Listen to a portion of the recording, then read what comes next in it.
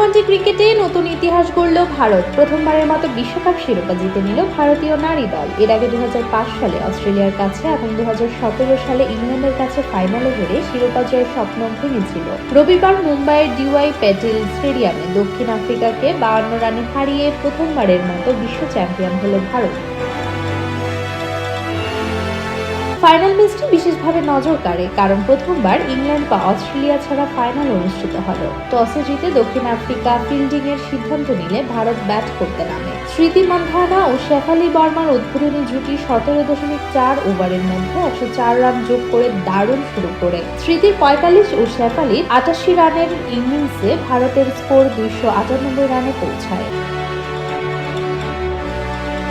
জবাবে দক্ষিণ আফ্রিকা ধীরে শুরু করলেও অধিনায়ক লরা ভলভার্ট অসাধারণ ইনিংস খেলেন। 3টি গুরুত্বপূর্ণ জুটির মাধ্যমে দলটি লড়াইয়ে রাখলেও তার মধ্যে সম্ভব হয়নি একা লড়াই করা। ভলভার্ট 98 বল খেলে 101 রান করে বিদায় নেয়। দলীয় 246 রানে সব উইকেট হারিয়ে দক্ষিণ আফ্রিকা হেরে যায়। ভারতের জয় ব্যবধান 52 রান।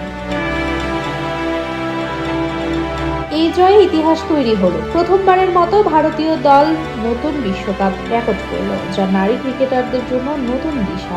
স্মৃতি মান্ধানা, শেফালি বর্মা, দীপ্তি শর্মা এবং অধিনায়ক হারমানপ্রীতের অসাধারণ পারফরম্যান্স খেলায় নতুন রেকর্ড স্থাপন করে।